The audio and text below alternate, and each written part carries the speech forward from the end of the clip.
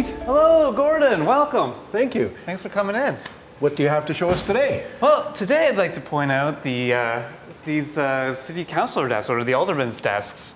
These were in City Hall, the original City Hall, and they were constructed around 1895. And they're in remarkable condition, as you can see. Mm-hmm. This was the court reporter's desk. And over here, we have the mayor's throne. Now, originally the mayor would have had a desk in front of the throne, but it's since gone missing. And maybe you'll find it one day. But there's a fun thing about these desks I want to point out.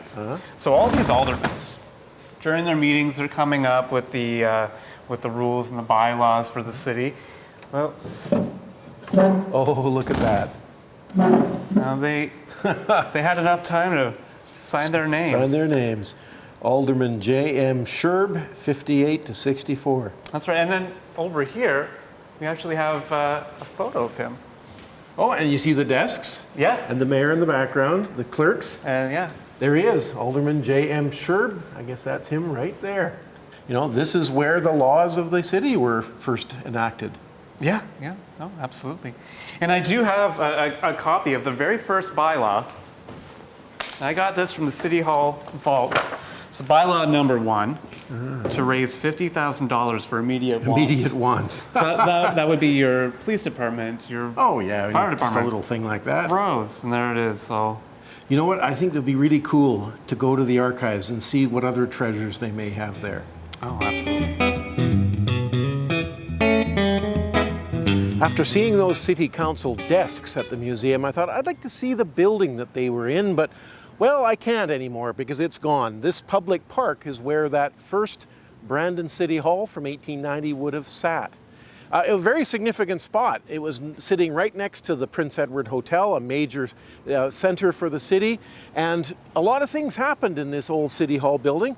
One that I'm particularly interested in is that in 1905, the founding meeting, where all of these guys are shown here standing on the front steps of the City Hall, they had the founding meeting of the Association of Manitoba Municipalities. My great-grandfather attended that meeting. Since 1882, Brandon has had a proud tradition of municipal government. It has a beautiful City Hall and a long history of municipal records that reveal the detailed history of Brandon.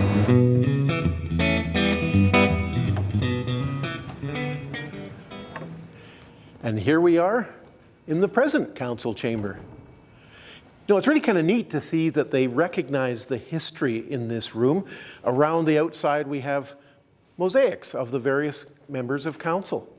There's a plaque right here that mentions that, of course, it wasn't just the councils of the present, but the ones that have led up to this point, the ones that made the building of this building a reality.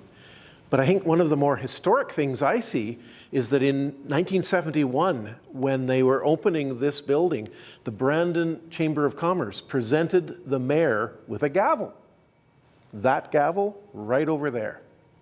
There's some real history in this building. And in fact, of course, we also have a council table. And in fact, this particular space is the one occupied by one of our production team, Shaun Cameron. He's a city councillor. And this is his stuff. As interesting as the council chambers were, the real opportunity to dig in comes with a visit to Brandon's Municipal Archives. Longtime archivist Ian Richards, the keeper of City Hall's records, has agreed to show us some highlights from the opening of the current City Hall. What sort of treasures are in the box, Ian? Well, there's a souvenir book from the opening ceremony of the new City Hall. Right.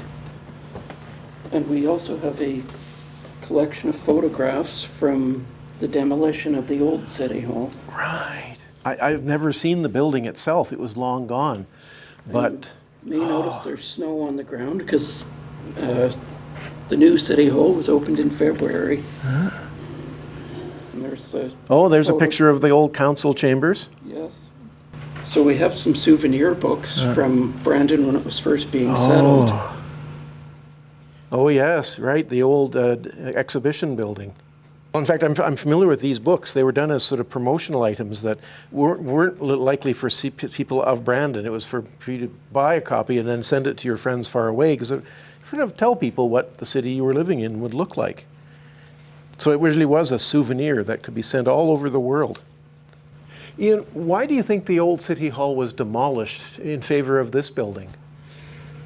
I think perhaps they considered that the old City Hall was showing its age, and maintenance of old buildings can be expensive. They perhaps decided that just building a new City Hall would be cheaper, and they also thought that this would be a real architectural gem for the city. And it is a gorgeous building. I would argue that the old one was just as gorgeous. I would agree with you.